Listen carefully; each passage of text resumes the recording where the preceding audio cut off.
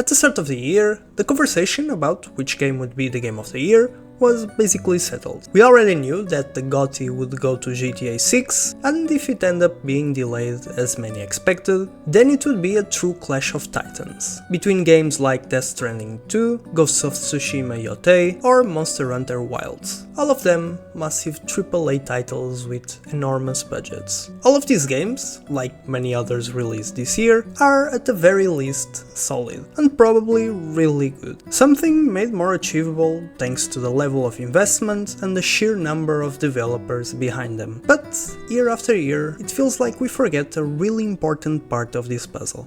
And that is, games are a form of art. They are a vehicle through which passion and creativity flow, crafting experiences that truly connect with players. Creativity like the one found in Baldur's Gate 3, a game from a pretty niche genre that seemed to come out of nowhere and completely dominated one of the best years in gaming history. Or the pure joy found in Astrobot, a project from one of PlayStation's lesser known studios that also took home the golden statue. And that desire to create art is mostly found in smaller teams, made of people who are completely passionate about the world of video games and determined to make a truly great game. The game they themselves once dreamt of playing. And Clair Obscur Expedition 33 is a striking example of a game that blurs the line between this medium and art, and it's without a doubt one of the best games I've ever played.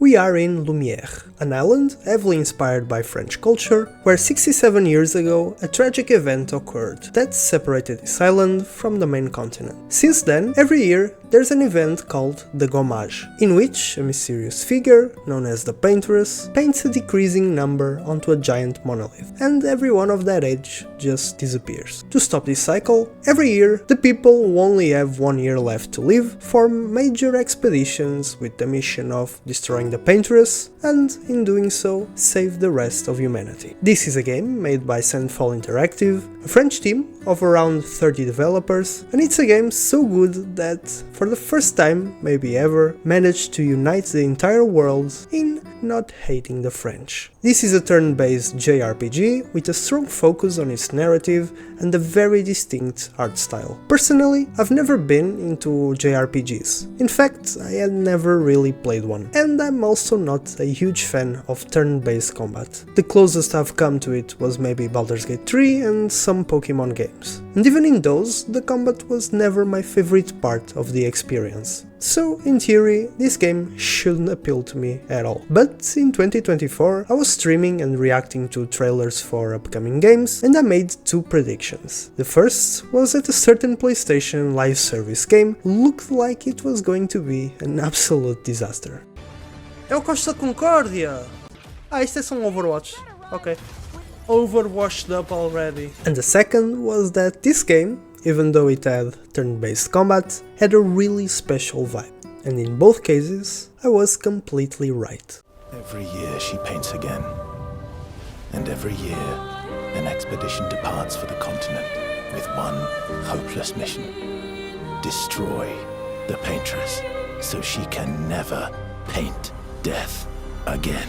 As for the narrative, I already gave you a synopsis, and this is one of those games where the less you know beforehand, the better. So I won't give you any more spoilers or details. Most of the images I'll use are from the first few hours of the game and trailers released by the developers, because I want you to experience these moments for the first time for yourselves. Because the narrative of this game is just phenomenal. This is a game that made me laugh, that almost made me cry, brimming with emotions, with this being a game about grief and how it impacts us. You only need to play the prologue to understand how powerful the key moments are. These moments work so well also due to the soundtrack of this game, which will certainly win an award at the Game Awards. Super artsy, with strong French vibes, and made by a random guy that the producer met in an obscure forum on the internet. If you are interested in reading this story, I recommend you to do so, because it's really crazy. Back to the narrative, well, it is so good that even before the release of the game, it was already announced that Expedition 33 was getting a movie adaptation, which isn't normal for a game that isn't AAA. But hey, we already knew that the story of this game would be something special. We just had to look to the talent who voiced some of the characters of the game. We've got some of the best of the industry, like Ben Starr and Jennifer English, in which the first gave his voice, for example, to Clive from Final Fantasy XVI, and Jennifer, who is the person behind one of the characters that brought the heart of Gunning the most into the hand of gamers with Shadow Heart of Baldur's Gate 3. But we're not done, because the game also surprisingly brought in talent from Hollywood, such as Charlie Cox, the actor who plays Daredevil, which is the best superhero TV show ever made, and this is not an opinion, it's a fact, and somehow they also got the person behind Gollum. No, not this Gollum, but this Gollum. And much of what makes this narrative impactful are the key moments in the game's main cutscenes, which, thanks to their work, are absolutely excellent. Oh, fuck the mission! Fuck the mission, Lune! What are we gonna do, huh? Tell me. What are we gonna do? We're gonna take down the paintress, just the three of us? My gun and your sparks? I didn't take you for a coward. I'm not a coward. You swore the oath. When one falls, we continue. Yes, I know. When one falls. When one falls. Not if. When.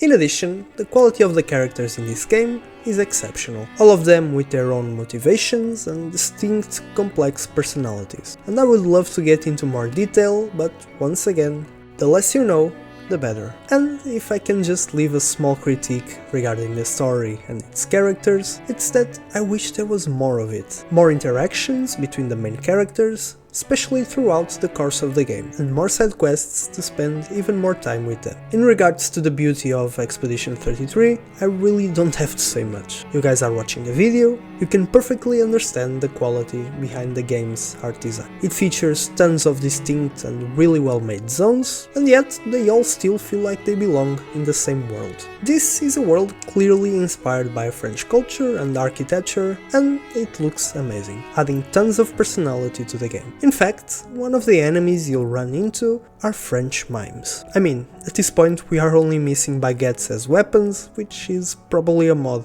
that already exists. And this leads me to the word that I think best defines Clair Obscur Expedition 33. Which is confidence. Confidence in embracing their patriotism and creating breathtaking, deeply artistic environments, confidence in writing brilliant characters with their own personalities, rather than just relying on generic tropes, confidence in writing a story that doesn't intellectually underestimate the player, a narrative filled with complex moments that aren't black and white, a clear homage to the game's name, Clair Obscur, a French expression about the contrast between light and shadow. Confidence that, despite being a small team of around 30 people, they could build a game capable of revolutionizing the genre and bring JRPGs back into the mainstream. But this is a game, so we have to talk about its gameplay.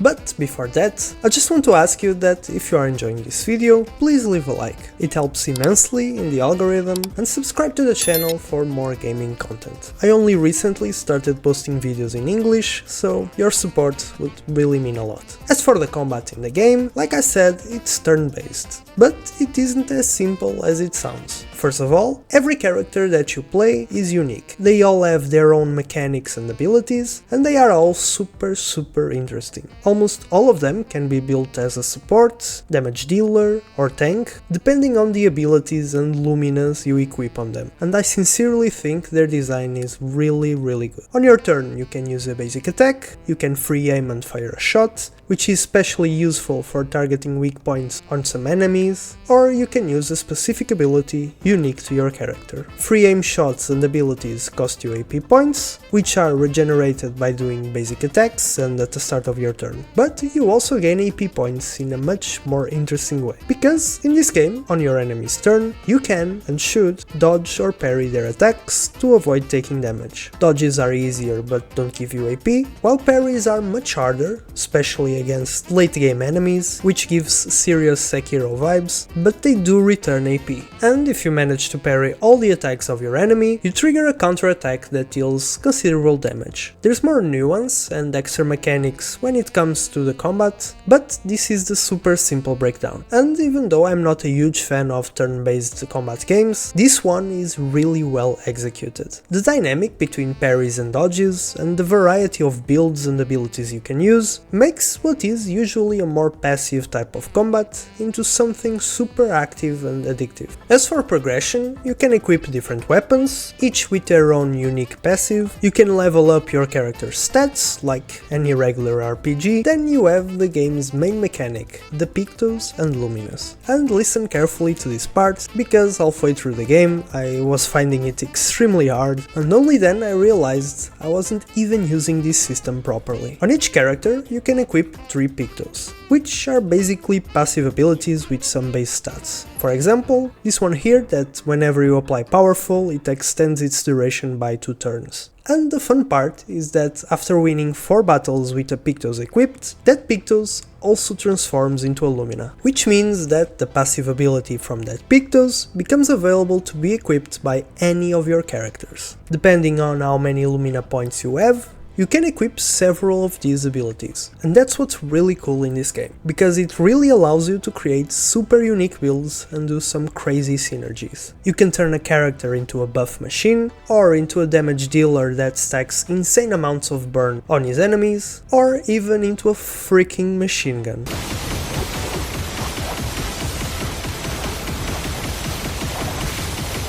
The possibilities are endless and it's really well done. This crazy amount of options led to the game's balance not being properly the best, especially in the late game. There are some combos that are just way too overpowered and let you one-shot certain bosses. But I assume that the devs have since released a few patches to balance things out. In fact, in the final fight of the game, I had to purposely not use my best characters or strongest abilities, because otherwise I would have just one-shot the boss, which would have ruined a lot of the fun. When it comes to bosses and enemies, the creativity and variety are once again through the roof. There's a huge range of enemies with different attack patterns, weaknesses and combos. And the harder bosses really give that Dark Souls vibe, where the combat flows into a kind of a dance and you have to memorize your enemy's patterns just to parry 10 attacks in a row. Super cool. All of this combat takes place in an open world, with several dungeons scattered throughout. You unlock them as you gain new movement abilities, like for example the ability to swim. Oh, and by the way, if you come across a dungeon marked as danger, leave it for later, you're not at the right level yet and you're just going to get clapped. In terms of performance, I thought the game was really solid once again. Throughout my entire playthrough, I didn't encounter a single bug, not even a tiny visual glitch, just absolutely nothing, which is super commendable and an excellent job from the devs. Now, I did feel like the game pushed my CPU a bit,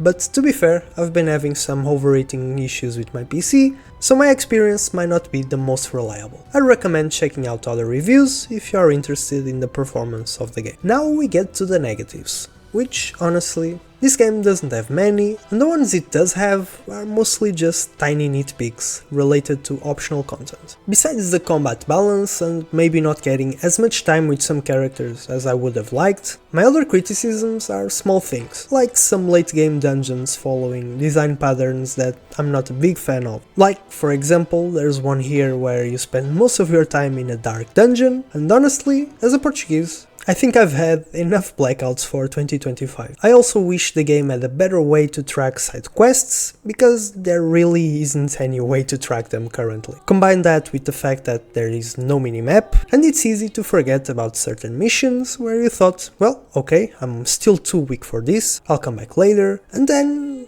you just never did. The platforming and movement in general isn't also the best. The characters just feel a bit clunky and awkward. But to be fair, this only stood out in some optional content. During the main quests, it was never a real issue. But, as I said previously, the devs are so confident in these systems that one of the optional areas is basically a full-on parkour section focused on platforming. And it even reminded me of a certain game. This is a game where 25 hours is enough to finish the main story, about 35 if you want to go through most of the side content, and around 60 if you are aiming at the platinum trophy. That might sound short, but even with just 25 hours, when you look back, it truly feels like a massive, epic journey. A real grand expedition. I am not letting Mael die out here.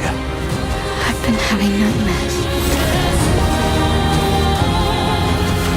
These days, the general consensus is that the gaming industry is on its deathbed. Sure, we can all be doomers and focus on the number of games filled with monetization, battle passes, early access, and all of that nonsense that some studios love to do, and come to the conclusion that modern games just aren't what they used to be. But honestly, I'd say that the people who actually think like that spend more time talking about controversies and the toxic side of gaming than they do actually playing. Because year after year, month after month, we keep getting amazing games, full of soul, with incredible narratives, boundless creativity, and complete, unique experiences that cost less than 50 euros, just like this one and many other recent hits. And I think the best conclusion I can give to Expedition 33 is to play last year's speech from the head of the team behind Baldur's Gate 3, because in this speech you'll find the perfect description of what this game really is. The Oracle told me that the Game of the Year 2025 was going to be made by a studio who found the formula to make it up here on stage. It's stupidly simple, but somehow it keeps on getting lost. Studio made their game because they wanted to make a game that they wanted to play themselves. They created it because it hadn't been created before. They didn't make it to increase market share. They didn't make it to serve as a brand. They didn't have to meet arbitrary sales targets or fear being laid off if they didn't meet those targets. They knew that if you put the game and the team first, the revenue will follow. They were driven by idealism and wanted players to have fun. And they realized that if the developers didn't have fun, nobody was going to have any fun. They understood the value of respect, that if they treated their developers and players well, those same developers and players would forgive them when things didn't go as planned. But above all, they cared about their game, because they loved games. It's really that simple, said the Oracle. Clair Obscur Expedition 33 is just phenomenal. This is not only my game of the year, but also one of the best I've ever played. I hope you liked the video, leave a like, and for more content, subscribe to the channel.